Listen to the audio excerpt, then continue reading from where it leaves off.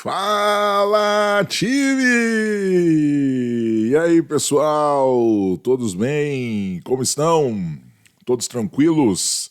Não, professor, não, de forma alguma. Tá chegando a prova, né? Tá chegando, mas é isso que você quis, né? Você foi lá, fez inscrição para o exame da OAB, sabia que a prova estava marcada, tinha a data certinha. Chegou a data, tá chegando, né?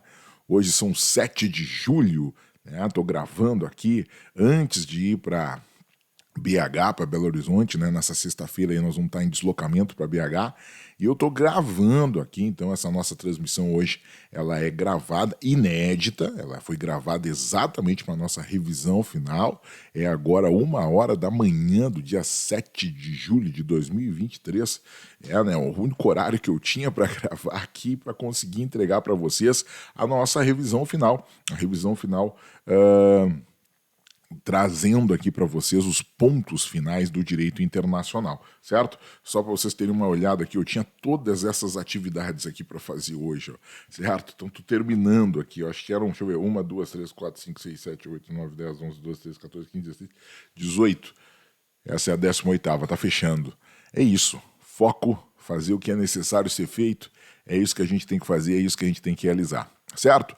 Mas mesmo assim eu quero que você deixe a sua curtida, não esqueça de deixar a sua curtida aqui, não esqueça de comentar, por quê? Porque eu estou olhando os comentários de vocês, certo? Gravado, mas eu estou olhando, por quê? Porque está estreando agora, não foi liberado antes, e eu estou olhando e vocês vão ver que eu vou comentar aqui na transmissão, porque eu estou olhando a transmissão, então falem aí, comentem aí, deixem o seu carinho, deixem o seu alô, deixem o seu salve e vamos juntos buscar essa aprovação. Beleza, hoje é o nosso último dia do nosso projeto 12 questões, aqui na 5ª edição, trazendo a revisão final do projeto, né, em Direito Internacional. Amanhã, sábado, estaremos o dia todo na revisão turbo, lá no YouTube do CEISC, ao vivo para todo o Brasil. Estaremos presencialmente em Belo Horizonte, mas ao vivo para todo o Brasil. Espero todos vocês na transmissão e fiquem atentos principalmente ao canal do Telegram, porque provavelmente eu aparecerei lá no sábado de noite para dar um abraço em vocês e para dar aquele último alô, aquele último carinho. Fiquem atentos, só quem está no nosso canal do Telegram vai receber essa minha visita. Então, fica lá no canal do Telegram atento que eu vou aparecer sábado de noite lá. Beleza? Olha só, aqui ó, na descrição do vídeo tem o nosso canal do Telegram, certo? Então, quem não está ainda no nosso canal do Telegram, corre para lá para o nosso canal do Telegram, até porque vai ter acesso a todos os materiais que a gente produziu, tanto o cronograma de 60 dias quanto o cronograma de 30, e também vai ter também várias discussões que nós vamos fazer no sábado, né, alguma cobertura especial da revisão turbo, e também uma visita minha no sábado também, e domingo eu vou dar uma boa prova para vocês, especial para a galera que está lá no Telegram, certo? Então estou esperando todos vocês. Vamos lá, vamos começar aqui, vamos discutir alguns pontos do direito internacional que eu separei aqui para vocês, que são muito importantes e que a gente vai trabalhar aqui nessa revisão de reta final, né? Últimos pontos, trabalhamos direito ambiental segunda, direito constitucional terça, direitos humanos quarta, direito constitucional parte 2 na quinta, e hoje, sexta-feira, estamos trabalhando direito internacional. Vamos lá, os pontos que eu reservei aqui para vocês são os seguintes. Deixa eu pegar aqui uma caneta e vamos lá a essas discussões. Olha só, primeiro segue o convite, hein? Não esquece de me seguir lá no TikTok, na rede vizinha aqui, ó. Pega aqui o meu perfil, Professor Matheus. Já estamos com mais de 3.000 pessoas nos seguindo lá, mas eu quero chegar a 5.000 logo, logo. Então estou esperando vocês aí para estar junto comigo lá. Galera que tem perfil na rede vizinha, corre lá para estar comigo lá no TikTok. Beleza? Ótimo, então. Vamos lá. Ó, as discussões que a gente tem, eu destaquei 3 temas importantes. Esses 3 temas, no mínimo um deles vai estar na tua prova no domingo. Tá? No mínimo um deles, com certeza absoluta, vai estar na tua prova no domingo. Eu tenho certeza disso. Então, bora lá, vamos estabelecer aqui, vamos ver aqui quais são os temas, quais são os elementos, né, ali que nós vamos ter, que nós vamos conseguir estruturar, certo? Das apostas, né, ali para nossa prova de direitos internacional, certo? Que nós vamos estabelecer. Olha só, condição jurídica de estrangeiro, estabelecido pela Lei 13.445 de 2017, a Lei de Imigração, a LINDB, Decreto 4657 de 42, e a homologação de sentença estrangeira ou homologação de decisão estrangeira. São 3 tópicos que são os dos mais concorridos, dos mais cobrados no exame da OAB e que a gente vai ver hoje, que a gente vai trabalhar hoje, trazendo aqui para vocês. Bom, primeiro tópico traz a discussão, né, da retirada compulsória de estrangeiros. Bom, nós temos a repatriação, que não está aqui.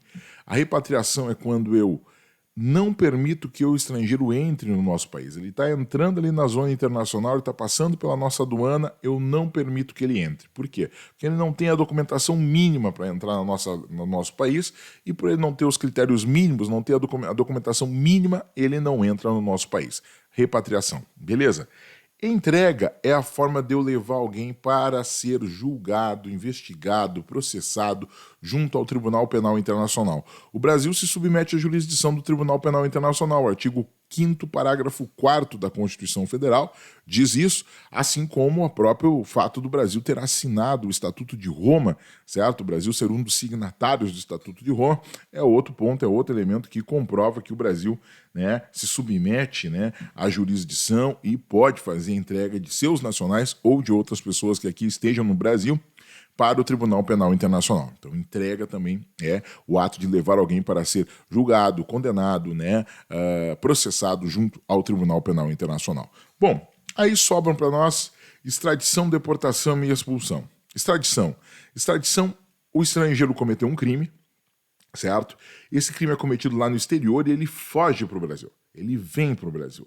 Ao vir para o Brasil, esse estrangeiro se esconde aqui, é localizado, e aí o país da onde está investigando ou processou e ele já está condenado, pede para o Brasil: ô Brasil, me envia esse brasileiro de volta. Ou seja, na extradição eu tenho um processo penal.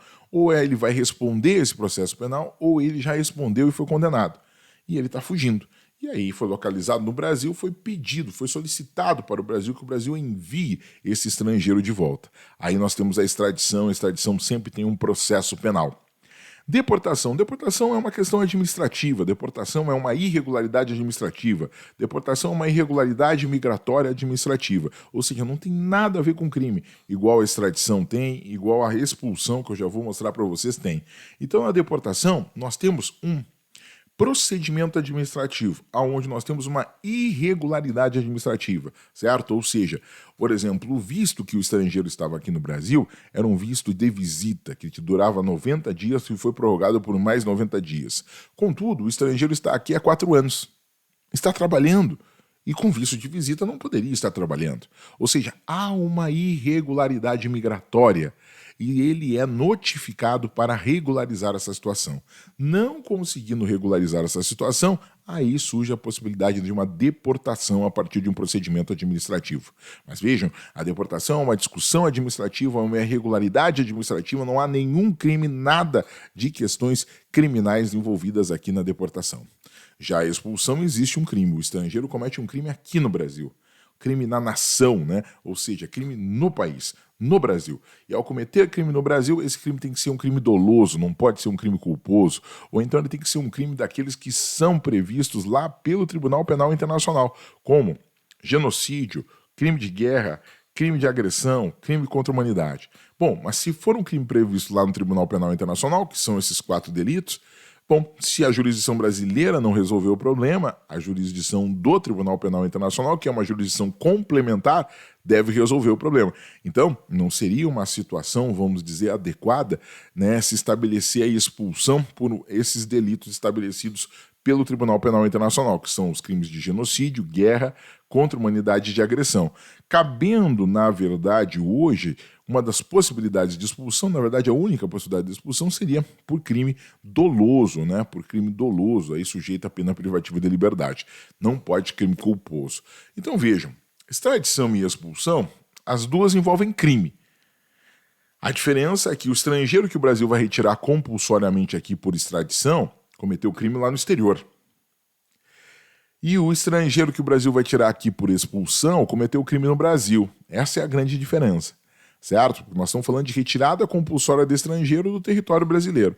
Se eu vou retirar o estrangeiro do território brasileiro por extradição, quer dizer que ele cometeu o crime lá no exterior, veio para o Brasil, aqui no Brasil foi pego e o Brasil possibilitou, viabilizou a extradição para o país que estava perseguindo ele, certo? E está mandando ele embora, está retirando ele através de extradição. Houve crime, o crime do estrangeiro foi lá no exterior e aí se estabeleceu a extradição aqui. Na expulsão, há crime também, só que o crime ocorre no Brasil e o Brasil não tem o interesse de permanecer com este estrangeiro aqui. O Brasil não tem o interesse, não quer, não busca permanecer com este estrangeiro aqui. Esse estrangeiro, não há interesse do Brasil em manter esse estrangeiro aqui. Portanto, o Brasil quer expulsá-lo. Mas vejam, na extradição, o estrangeiro cometeu crime lá no exterior e está agora no Brasil. Na expulsão, o estrangeiro cometeu crime aqui no Brasil e o Brasil quer retirá-lo aqui do nosso país. Então essa é a diferença. E aí eu brinco sempre com vocês, eu trago sempre aqui, ali uma paródia aqui da música, que era uma música do Kid Abelha, da Paula Toller, que trazia na extradição, ou melhor, fixação, seus olhos no retrato, fixação, minha assombração, fixação, Então, essa era a música, ali. Essa é a música, Eu falo no passado, mas a música existe ainda, A música é velha, mas existe. E aí eu fiz uma parodiazinha, que é a seguinte, ouça, eu vou cantar a capela, depois vocês cantam comigo. Aliás, todo mundo canta comigo amanhã, lá na Revisão Tour, porque eu vou cantar essa música também. Mas hoje pode cantar também, pode cantar, filma aí, me marca nos stories, me marca no Instagram, me marca no TikTok, ali, e vamos cantar junto, Extradição, processo penal, deportação, procedimento administrativo, expulsão, crime na nação, as três são meios de retirada de estrangeiro. Extradição, processo penal, deportação, procedimento administrativo, expulsão, crime na nação, as três são meios de retirada de estrangeiro.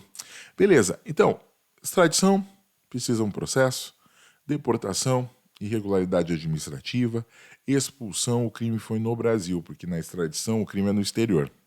Certo? Então, esses são as formas de retirada compulsória de estrangeiro, somando-se à repatriação, somando-se à entrega que a gente já falou. Curtiram a música? Gostaram da música? Comenta aí. Deixa o seu joinha, deixa o seu joinha, deixa o seu joinha aí. Vamos aumentar o número aí de curtidas que a gente tem. Vamos deixar o número muito próximo de número de pessoas que estão vendo agora ao vivo.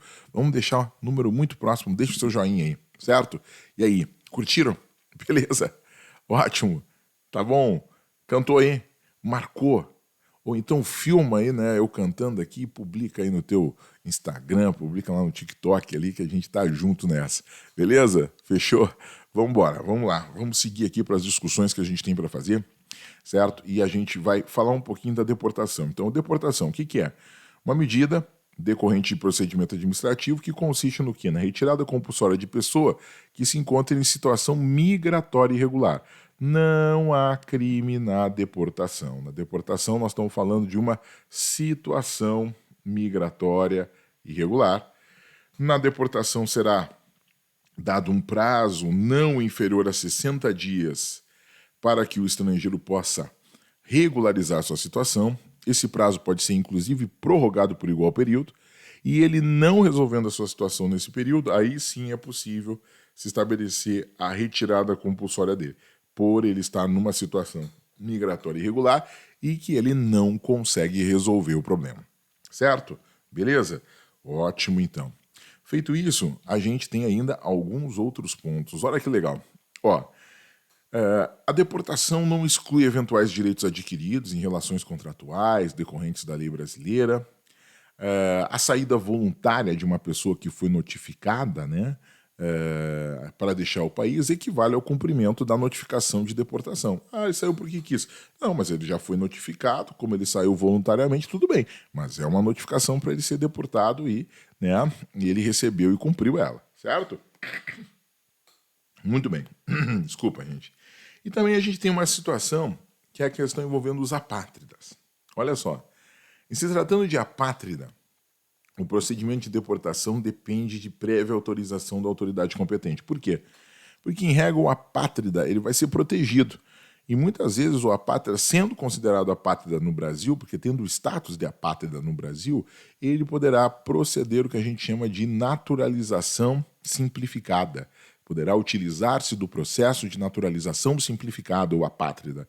Então, há proteções que a Lei 13.445 de 2017 trouxe aqui, né, e que a gente precisa estabelecer, que a gente precisa, né, ordenar aqui, que são bastante importantes. Beleza? Então, esse é um ponto bastante importante, esse é um elemento que a gente precisa aqui organizar, certo? Para ordenar aqui essas discussões. Espera aí que tinha um negócio aqui na câmera aqui, estou tirando. Beleza? Fechou? Vamos aqui, ó, para outra circunstância. Extradição. Bom, a extradição, pessoal, ela é um instrumento típico de cooperação internacional em matéria penal. Então, a pessoa comete um crime num lugar, tenta fugir para outro, certo? Esse outro lugar localiza ela, aonde ela cometeu o crime e pede, me manda ela de volta. Então, é um instrumento de cooperação internacional em matéria penal. Nós temos duas possibilidades de extradição, né? Extradição instrutória, que é para eu vou extraditar alguém para que essa pessoa responda ao processo, ou seja, nós temos a instrução processual penal, e nós temos a extradição executória, ou seja, já houve o processo, a pessoa foi condenada e será extraditada não para ser julgada, porque ela já foi, será extraditada para cumprir pena, para executar a pena. A extradição ela pode ser ativa ou passiva, certo? Ativa, quando o Brasil faz o requerimento de extradição para outro país. Ativa é quando o Brasil faz o requerimento, ou seja, alguém comete um crime aqui no Brasil e foge, por exemplo, para a França. Aí o Brasil pede para a França, depois de localizar essa pessoa que fugiu lá na França, França, me extradita o fulano. Nessas situações de extradição, que nós estamos chamando de extradição ativa, que é quando o Brasil pede, nessa situação a gente pode ter, por exemplo, a extradição de brasileiro.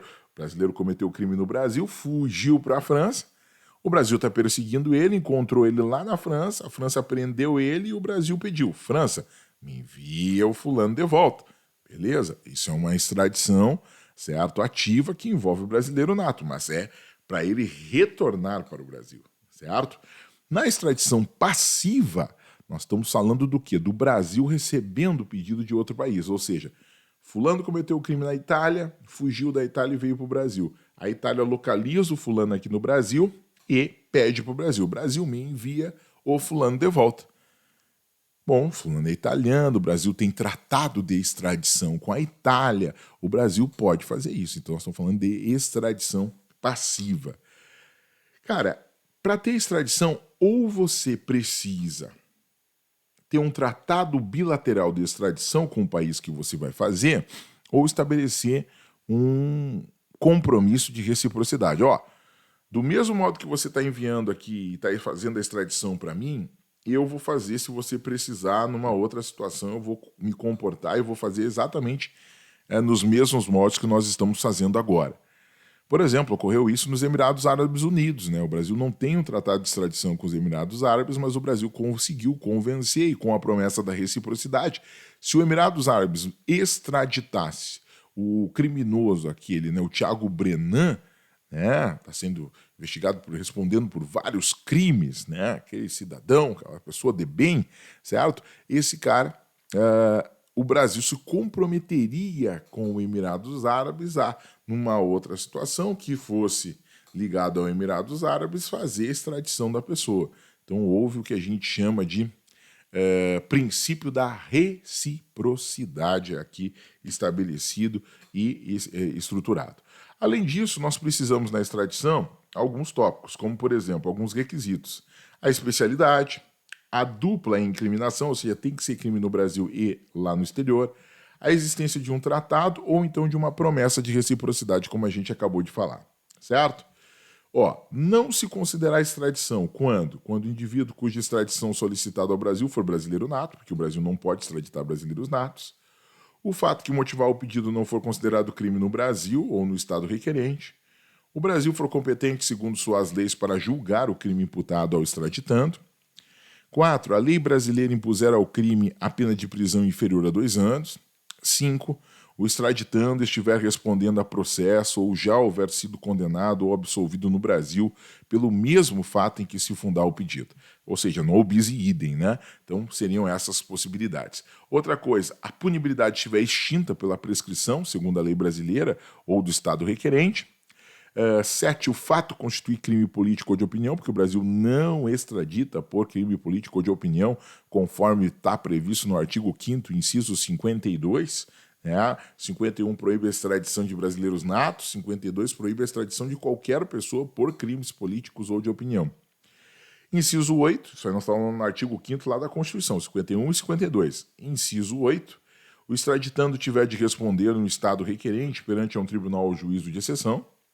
Inciso 9, o extraditando for beneficiário de refúgio, né? Ou seja, for um refugiado aqui no Brasil, nos termos da Lei 9474 de 1997, ou então for beneficiário de asilo territorial, ou seja, de um asilo político territorial aqui no Brasil, certo? Beleza? Bom, fechado esses tópicos, a gente consegue entender esses pontos e a gente consegue ainda compreender o seguinte: na extradição, nós temos 2 movimentos na extradição. Nós temos a questão administrativa diplomática, então, no primeiro momento, só vai poder se discutir extradição se o Brasil manter relações diplomáticas com o país que está solicitando, mesmo o Brasil não tendo um tratado internacional com esse país para estabelecer a extradição, o Brasil mantém relações diplomáticas com esse país e pode estabelecer, por exemplo, o princípio de reciprocidade, vínculo de reciprocidade para conjugar, para construir as possibilidades diplomáticas de extraditar alguém. E, além disso, né, dessa possibilidade, desses elementos que a gente vai conseguir construir, que a gente vai conseguir estabelecer, que a gente vai conseguir, né, definir, nós temos ainda, primeiro, essa discussão diplomática administrativa. Segundo, uma análise de legalidade para cumprir todos os critérios constitucionais e os critérios previstos na Lei 13.445 de 2017, é feito pelo Supremo. O Supremo faz essa análise jurídica de legalidade. Ele não vai julgar o caso de novo, ele não vai analisar o caso de novo, mas ele só faz a análise da legalidade da medida. E aí, quando ele diz, não, é possível sim extraditar, não há nenhuma ilegalidade nessa extradição, bom, aí se devolve a situação para uma segunda análise administrativa diplomática, para verificar e estruturar e combinar e ajustar como será a entrega do extraditando ou da extraditanda, né, ali, que precisa ser feita junto ao país. Então, esses são pontos importantes. Eu destaco ainda aqui na Lei 13.445, no tocante à extradição, os artigos 90, 94 e 98. Olha o que diz. 90. Nenhuma extradição será concedida sem o prévio pronunciamento do Supremo Tribunal Federal sobre sua legalidade e procedência, não cabendo recurso dessa decisão, ou seja, não cabe recurso dessa decisão. E toda extradição precisa ser analisada pela sua legalidade e procedência, além das discussões administrativas, além, né, dessas circunstâncias, nós temos essa questão da legalidade e da procedência. 94. Negada a extradição em fase judicial, não se admitirá novo pedido baseado no mesmo fato. E 98, o extraditando que depois de entregue ao Estado requerente escapar à ação da justiça e homiciar-se no Brasil, ou por ele transitar, será detido mediante pedido, feito diretamente por via diplomática ou pela Interpol e novamente entregue sem outras formalidades, porque ele já foi entregue, não era para ele estar aqui, já foi aceita a extradição dele. Então, pode-se fazer essa entrega, vamos dizer, mais informal quanto a isso. Fechado isso, nós falamos das principais retiradas compulsórias, dos temas que eu aposto como retiradas compulsórias, mas eu não quero deixar de falar da Lei 13.445 de 2017, ou seja, da Lei de Imigração, que toca aos estrangeiros, para falar do caput do artigo 4º, primeiro tópico é isso, o caput do artigo 4º, que traz para nós que ao migrante é garantido no território nacional, ou seja, no território brasileiro, em condição de igualdade com nacionais, a inviolabilidade ao direito à vida, à liberdade, à igualdade, à segurança, à propriedade, como são assegurados, direitos e liberdades civis, sociais, culturais e econômicas, direito e liberdade de circulação em território nacional, direito à reunião familiar do migrante com seu cônjuge ou companheiro, né, e seus filhos, familiares e dependentes. Aí nós temos ainda o direito de reunião para fins pacíficos, direito de associação, inclusive sindical, para fins lícitos, o acesso a serviços públicos de saúde, de assistência social, previdência social nos termos da lei, sem discriminação em razão da nacionalidade e da condição migratória. Aí nós temos o acesso ao direito à educação, educação pública, vedada a discriminação em razão da nacionalidade, da condição migratória, como outro elemento essencial aqui e importante, né?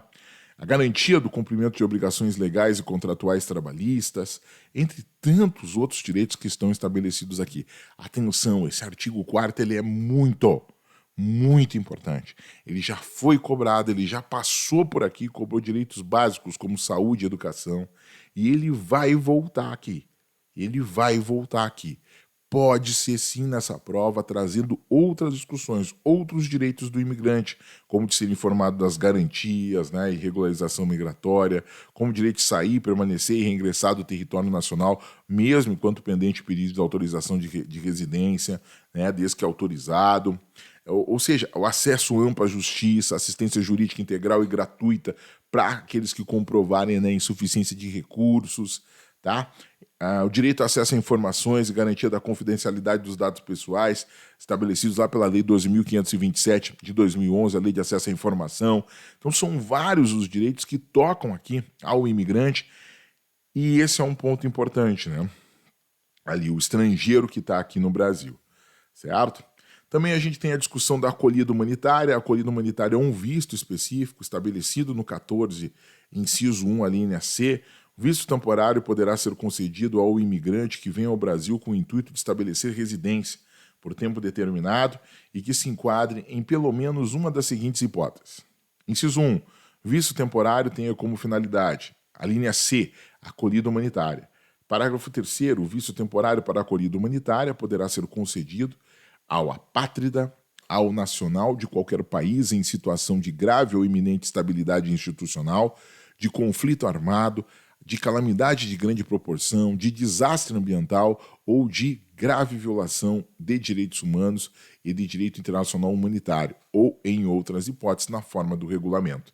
Então nós temos aqui a famosa acolhida humanitária, nós temos aqui o asilo, na Lei 13.445 de 2017, que diz que o asilo político, que constitui um ato discricionário do Estado, né, no asilo político, poderá ser diplomático ou territorial. Diplomático se ele for dado dentro de uma representação diplomática. E todo asilo diplomático, a tendência é que ele busque se tornar em algum momento territorial. Mas para se tornar territorial, ele precisa estar no território do país concedente.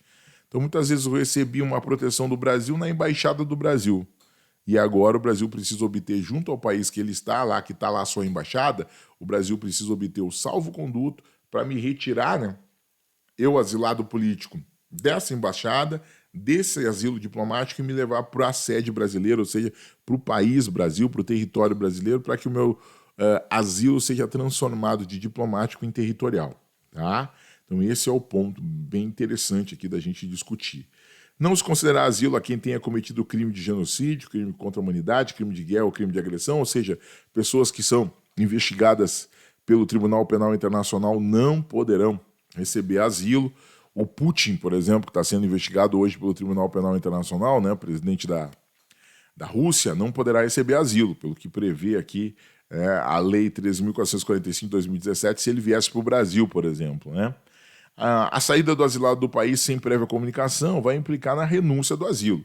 E o asilo no Brasil tem esses dois tipos aqui que eu já expliquei, que eu já trouxe para vocês aqui, que são o asilo diplomático e o asilo territorial. Diplomático, quando o requerente está em país estrangeiro e pede o asilo à Embaixada Brasileira. Territorial, quando o requerente está em território nacional e pede, né, junto às autoridades aqui, asilo político.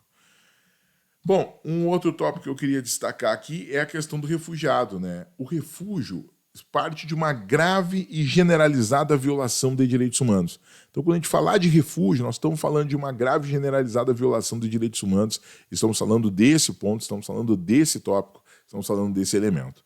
Galera, bora curtir aí, bora aumentar o nosso número de curtidas, certo? Vamos lá, tem uma galera assistindo com a gente ao vivo aqui. Vamos lá, bora curtir, bora colocar o joinha ali para a gente aumentar as nossas curtidas e mostrar para o nosso YouTube que a nossa aula, né? Que aqui o nosso conteúdo é relevante para vocês. Bora lá, deem a sua curtida, deixem o seu joinha aí. Gente, próximo tópico é a Lei de Introdução às Normas do Direito Brasileiro. Bom, a Lei de Introdução às Normas do Direito Brasileiro, chamada de LINDB, traz diversas discussões que precisam ser identificadas com o que a gente chama de elementos de conexão. Ou seja, os elementos de conexão são as regras determinadas pelo direito internacional privado que vão apontar o direito aplicável uma ou várias situações jurídicas dentro das unidades, né, e do sistema legal. Então, quando a obrigação tiver que ser cumprida, no local da situação, ou seja, são possibilidades que estabelecem aqui os elementos de conexão possíveis, certo? Para estabelecer aqui a questão de, ao identificarmos os elementos de conexão, a gente ter exatamente a identificação da concessão do direito, da não concessão do direito, entre outros pontos. Bom, para a gente começar a falar sobre isso, a gente tem que lembrar, por exemplo, que no CPC a gente tem as discussões ligadas ao limite da jurisdição nacional e da cooperação internacional. E aí a gente vai ter nos artigos 21 e 22, 21, 22 e 23, competências previstas pelo CPC, 21, 22 e 23, certo? Bom, o que está no 21 e no 22 é o que a gente chama de competência concorrente. Então, lá no 21, compete a autoridade judiciária brasileira, mas compete também a autoridade, pode competir também a autoridades judiciárias de outro país.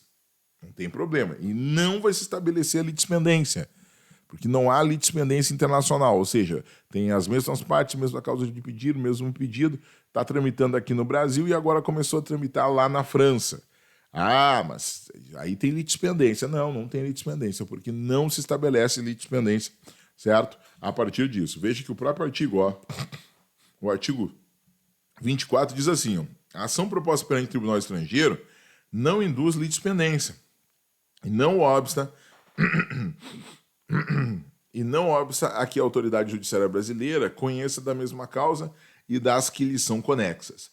Mostrando aqui exatamente que não tem a litispendência, que a gente não tem esse ponto. E aí o cuidado que é necessário, não mostrei aqui, né? Eu vou mostrar aqui, artigo 24 é que eu estava lendo. Artigo 24. A ação proposta perante o Tribunal Estrangeiro não induz litispendência e não obsta a que a autoridade judiciária brasileira conheça da mesma causa e das que lhe são conexas. Então, trazendo aqui discussões, trazendo aqui elementos, tá? Outro ponto importante, o artigo 25, não compete à autoridade judiciária brasileira o processamento e julgamento da ação, quando houver cláusula de eleição de foro exclusivo estrangeiro em contrato internacional, também trazendo aqui esses limitadores. Vejam, então, artigo 23 traz a competência exclusiva do judiciário brasileiro nessas situações, e no 21 e no 22 nós temos a competência concorrente. Compete ao judiciário brasileiro sem a exclusão de outros judiciários, cuidando-se exatamente desses regramentos, cuidando exatamente, né, dessas distribuições que são importantes aqui de serem realizadas. Beleza. Um outro tópico importante, na Lei de Introdução às Normas do Direito Brasileiro, já que a gente falou de CPC primeiro, é importante a gente definir algumas coisas, por exemplo. Qual é o elemento de conexão do artigo 7? No artigo 7, nós temos que a lei do país em que domiciliada a pessoa vai determinar, por exemplo, as regras que estabelecem o começo e fim da personalidade, vai estabelecer, por exemplo, as regras de nome, vai estabelecer as regras de capacidade e as regras de direito de família. Então tem bastante coisa aqui que a gente vai estabelecer pela lei do domicílio da pessoa. Então, a lei do domicílio a lei do país em que domiciliada a pessoa vai estabelecer exatamente esses regramentos. E aí a gente tem esses pontos aqui. Lá na LINDB, no artigo 7, parágrafo 1º, a gente vai falar de casamento. Realizando os casamentos no Brasil, será aplicada a lei brasileira quanto aos impedimentos, dirimentos e às formalidades da celebração. Parágrafo 2º. O casamento de estrangeiros poderá ser celebrado no Brasil se aplicando apenas quando os nubentes estrangeiros tiverem a mesma nacionalidade. Esse tópico. Mas estrangeiros poderão casar frente às autoridades diplomáticas do seu país. Estrangeiros poderão se casar frente à autoridade diplomática estrangeira do seu país aqui, reproduzindo esses direitos, reproduzindo esses regramentos. Tendo os nubentes domicílio diverso, regerá os casos de invalidade do matrimônio a lei do primeiro domicílio do conjugal. Ou seja, quem casa quer casa. Se no primeiro momento eu moro num país, a minha cônjuge, o meu cônjuge moram em outro, ok. Agora, quando a gente casou, a partir disso, a gente resolveu ter uma casa, um domicílio conjugal. Então, há uma marca a respeito disso no 7, parágrafo 3º. No 7, parágrafo 4º, a gente tem também a questão do regime de bens, regime legal, regime convencional, certo? Porque ele vai obedecer à lei em que os países, que os nubentes tiverem domicílio. Então, se os nubentes têm domicílio na China, outro tem domicílio na Austrália, estão falando de domicílios diversos. Se nós tivermos domicílios diversos, aí não fecha a primeira parte do regime de bens legal, do regime de bens convencional.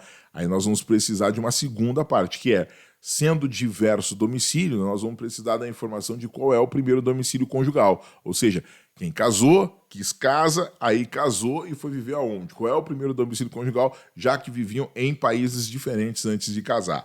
Esse é um ponto interessante. Uma outra circunstância interessante é a questão dos bens, né? Atenta, regulação dos bens. Se os bens são propriedades imóveis, a regulação se dá pela lei do país que estão os imóveis, ou seja, a lei do local de situação dos imóveis, certo? Nós estivermos falando disso, né, de estabelecer essa discussão. E quando a gente fala de bens, nós temos que lembrar, os bens imóveis serão regrados pela lei do local onde eles estão situados. Os bens móveis, aí eles são regrados pela lei do local do domicílio do proprietário. São as duas possibilidades na questão de bens. Mas cuidado, nós estamos falando da regulação frente a eles, certo? Da regulação frente a eles. Esse é o ponto. O artigo 9 traz as obrigações, e traz assim, né, para qualificar, para reger as obrigações, eu vou aplicar a lei do país em que elas se constituíram. O que é constituir? Constituir uma obrigação é estabelecer ela, assinar ela, compor ela, estruturar ela, estabelecer exatamente esse vínculo. Então, para qualificar e reger as obrigações, eu vou aplicar a lei do país em que se constituindo, ou seja, o local onde o contrato foi assinado, onde foi estabelecido o vínculo, né? Então, cuidado com isso. Quando a gente tem obrigações envolvendo ausentes, a gente aplica o artigo 9, parágrafo 2º. A obrigação resultante do contrato reputa-se constituída no lugar em que residir o proponente. Por isso que a gente fala muitas vezes, né? O proponente, exatamente para a gente poder ter essa noção, até para gerar uma dúvida a respeito desse ponto, desse elemento. No artigo 10 da LINDB, nós temos a sucessão. A sucessão por morte ou por ausência obedece à lei do país em que domiciliado o defunto ou desaparecido, qualquer que seja a natureza e a situação dos bens. Então, esse é um ponto importante que a gente consegue trazer aqui na questão do artigo 10. Lembrando, o 10 define a sucessão, mas não as regras envolvendo os bens. A sucessão é o seguinte, a sucessão é para quem vai aquele patrimônio. Mas como a pessoa que está recebendo aquele patrimônio pela regra de sucessão vai passar aquele bem para o seu nome, vai dizer que esse bem é seu, aí a regra não é de um país estrangeiro, a regra só pode ser brasileira. Então, para receber bens, né, a título de herança, eu precisaria aí, então, de um inventário, né, eu preciso de uma partilha formalizado aí pelo Judiciário Brasileiro, certo? Então, tem uma competência exclusiva do Judiciário Brasileiro para formalizar inventário, formal de partilha, previsto lá no artigo 23 do CPC, certo?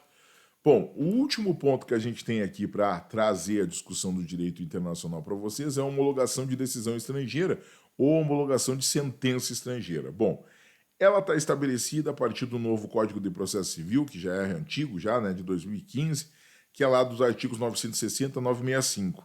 O fundamento é a decisão estrangeira, ela é homologada no STJ, isso está previsto na Constituição, artigo 105, inciso 1, a linha I, certo?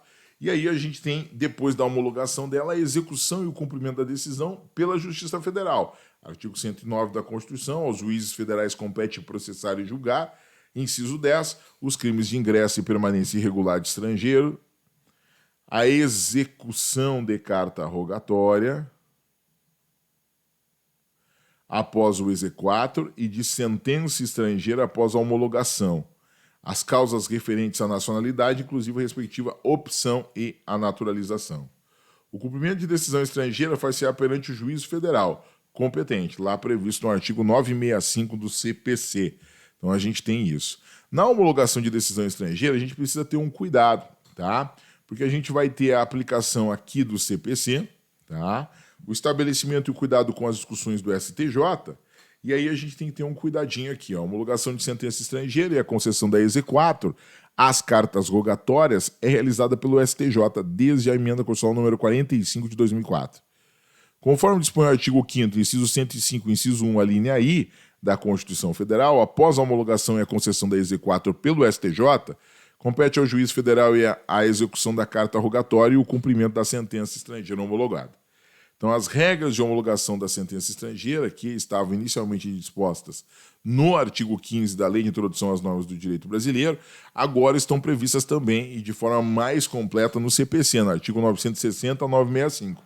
Aliás, eu aplico primeiro o CPC, que é uma norma mais específica que a LINDB, uma norma especial, perto da LINDB, que é uma norma geral. Eu aplico o CPC porque nós temos uma norma de mesma hierarquia da LINDB, que veio muito posterior, ou seja, né, uma norma nova, uma norma mais atual, certo? Então são situações para resolver as famosas antinomias. Mas vejam, a LINDB fala de trânsito julgado no artigo 15.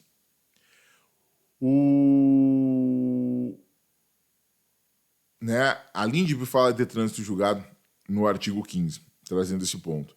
Nós temos o regimento interno do STJ falando também de trânsito em julgado. E mesmo assim nós não aplicamos essa discussão de trânsito em julgado, nós vamos aplicar o que está previsto lá no CPC. E aí vejam, né, eu disponibilizei aqui para vocês, ó, alguns regramentos interessantes. Ó. As regras de homologação de sentença estrangeira que estavam inicialmente dispostas no artigo 15 da LINDB, agora estão previstas também de forma mais completa nos artigos 960 e 965. O STJ regulava o procedimento de homologação, que está disciplinado nos artigos 216A a 216X, no regimento interno do STJ, introduzidos pela ER número 18 do STJ. Contudo, a atenção, pois o CPC traz regras gerais, sendo o RI do STJ utilizado apenas de forma supletiva ao CPC. Tá? Então a gente tem esse ponto aqui, essa decisão na homologação de decisão estrangeira, que é muito importante, que é bem necessário. Bom, para homologar a decisão estrangeira, eu vou precisar ter aqui o cumprimento de alguns requisitos. Que requisitos são esses? Os requisitos previstos no artigo 963.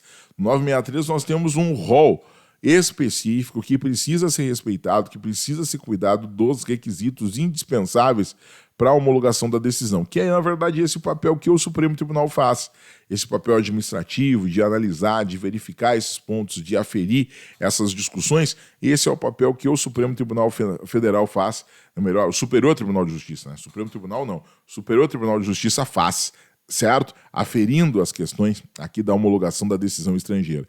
E aí vejam, o 963 diz assim, ó, constitui requisitos indispensáveis à homologação da decisão estrangeira. 1. Ser proferida por autoridade competente. 2. Ser precedida de citação regular, ainda que verificada a revelia. 3. Olha só, não tem mais a exigência do trânsito em julgado. Não tem mais a exigência do trânsito em julgado. Agora é ser eficaz no país em que foi proferida. Ser eficaz no país em que foi proferida. Ou seja, não precisa ter transitado em julgado, mas ela precisa ser eficaz no país em que ela foi proferida. Certo? Inciso 4. Não ofender a coisa julgada brasileira. Inciso 5. Estar acompanhada de tradução oficial, salvo disposição que a dispense prevista em tratado. Inciso 6. Não conter manifesta ofensa à ordem pública. São situações, são elementos que trazem os requisitos indispensáveis à homologação da decisão estrangeira previsto aqui no artigo 963. Um outro elemento é o seguinte, ó, a reciprocidade com o país de origem da decisão não é um requisito para a homologação da decisão estrangeira. O 964 CPC vai dizer que não cabe homologação de sentença em matérias de competência exclusiva do Poder Judiciário brasileiro. Aí a gente tem que cuidar lá com o artigo 23 do CPC. Porque lá no artigo 23 do CPC é que a gente tem a competência exclusiva do Judiciário brasileiro. Então, naqueles temas do artigo 23 do CPC, que envolvem bens no Brasil, que envolvem inventário, formal de partilha, certo? Aquelas temáticas que são de competência exclusiva do Judiciário Brasileiro, previstas no artigo 23 do CPC, que a gente acabou de ver, que a gente acabou de verificar ainda aqui nessa live, ou seja, não cabe a homologação de decisões em matéria que são da competência exclusiva do Poder Judiciário Brasileiro. E aonde eu enxergo essas matérias que são de competência exclusiva do Judiciário Brasileiro?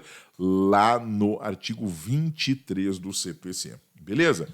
E para a gente finalizar, além da LINDB falar em trânsito em julgado como requisito para homologar a decisão estrangeira, regimento interno do STJ falar em trânsito em julgado como requisito para homologar a decisão estrangeira, e existe ainda uma súmula do Supremo Tribunal Federal, a súmula 420, que diz que não se homologa a sentença proferida no estrangeiro sem prova do trânsito em julgado. Contudo, quem homologa a decisão estrangeira na atualidade, ou melhor, desde 31 de dezembro de 2004, quando saiu a emenda constitucional número 45 de 2004, quase 2005, é o STJ. Então vejam, a súmula, se vocês forem olhar a súmula ela é de 8 de julho de 1964. Ou seja, essa súmula foi produzida, 420 do STF, na vigência de uma Constituição anterior, de um CPF, do CPC que já foi revogado, de uma Constituição que já foi revogada, ou seja, primeiro que é um tribunal hoje incompetente para analisar questões envolvendo súmulas ou súmulas vinculantes. Segundo, que a decisão do Supremo foi baseada num CPC que não existe mais e numa Constituição que não existe mais. Ou seja, há uma clara superação da súmula 420 do STF. Ou melhor, uma escura superação. Porque o fato da gente colocar claro como bom é muito mais um discurso ideológico, né, racial, do que qualquer outra coisa, certo? Mas vejam, né, a gente consegue compreender que a súmula 420 foi superada, que a súmula 420 foi, né, passou, certo? Ou seja, se superou a súmula 420, certo? E aí eu tenho esses motivos aqui que mostram para vocês. E aí eu coloco ali para vocês a sentença estrangeira contestada, 14.812, da relatoria da ministra Nancy Andrighi, que diz o seguinte, ó, que está em amarelo e azulzinho ali, ou verde, né, dependendo aí da sua coloração. Ocorre que, com a entrada em vigor do CPC, os requisitos indispensáveis à homologação de sentença estrangeira passaram a contar com disciplina legal, de modo que o regimento interno desta corte deverá ser aplicado em caráter supletivo e naquilo que for compatível com a disciplina contida na legislação federal. Uma alteração está prevista em seu artigo 963, inciso 3, que não mais exige que a decisão judicial que se pretenda homologar tenha transitado em julgado, mas ao revés que somente seja ela eficaz em seu país de origem, tendo sido tacitamente revogado, portanto, o artigo 216-D, inciso 3 do regimento interno do STJ que previa o trânsito em julgado, também havendo a revogação do artigo 15, lá acho que a linha C, que também exigia o trânsito em julgado, e havendo a superação da súmula 420 do STF, que também exigiu o trânsito em julgado. Então, nessa construção aqui, nessa aferição de antinomia, né, nós vimos aqui a superação da súmula e nós vimos também as revogações tácitas que ocorreram tanto no artigo 216-D, inciso 3 do regimento interno do STJ, quanto no artigo 15 da LINDB, aonde se estabelece a questão da necessidade, ou melhor dizendo, do trânsito julgado como um requisito, né? E a gente vê que ele não precisa ser esse requisito, aliás, ele não é esse requisito. Para a gente finalizar, a gente tem ainda, né, a letra B, que diz, ó, reciprocidade com o país de origem da decisão não é requisito para homologação em sentença estrangeira, o que está previsto no artigo 26, parágrafo 2º do CPC. O C diz que não cabe homologação em sentença em matérias de competência exclusiva do Poder Judiciário Brasileiro.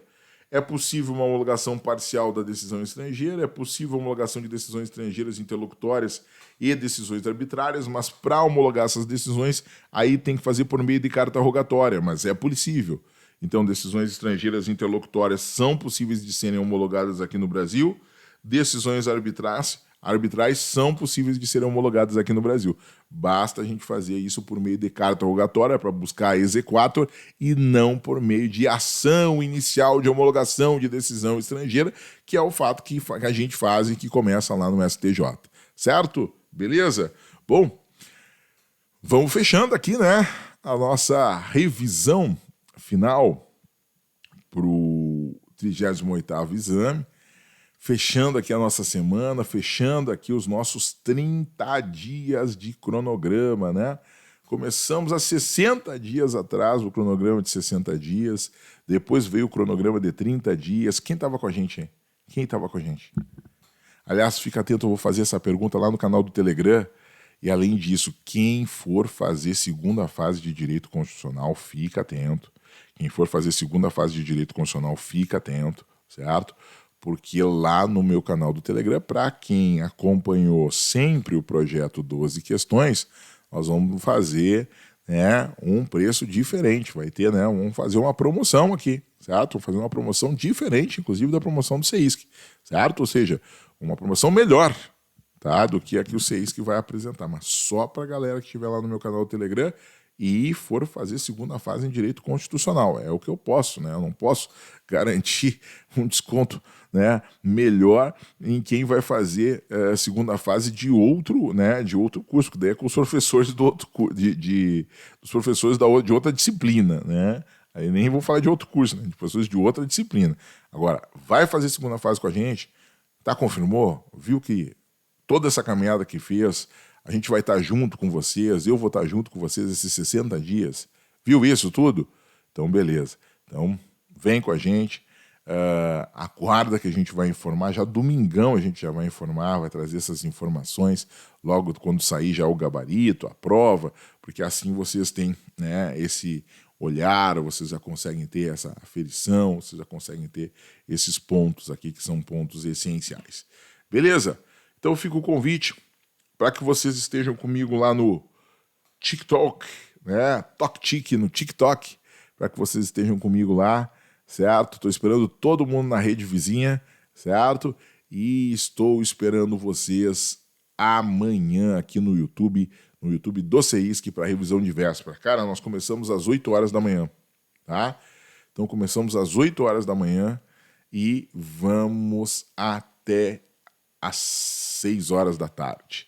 Hoje ainda, hoje sexta-feira, tem revisão turbo à noite, tem aula minha e da Carol, cara. Tem aula minha e da Carol. Nós estamos trazendo o processo constitucional, estamos trazendo 2 questões no mínimo.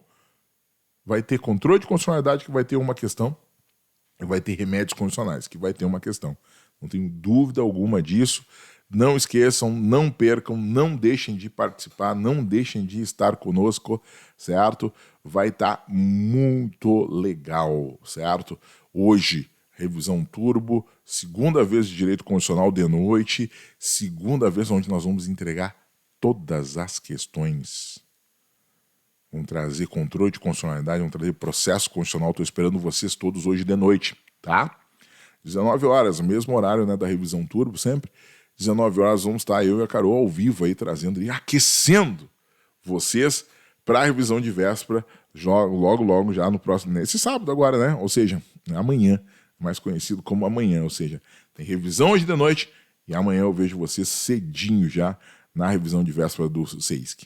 Beleza? Forte abraço para vocês, tudo de bom. Sigam a gente lá na nossa rede vizinha, lá no TikTok, no TokTik, no TikTok, certo? Um grande abraço para vocês e bora seguir estudando. Obrigado pela presença de todos, obrigado pelo carinho de todos, obrigado por estarem sempre com a gente aqui no nosso projeto 12 Questões. Obrigado mesmo de coração, galera, que começou com a gente, acreditou, e todo mundo que vem no caminho, Valeu, gente, valeu. Forte abraço, até hoje de noite na revisão turbo do CEISC e até amanhã na revisão de véspera. Valeu, pessoal, tchau, tchau.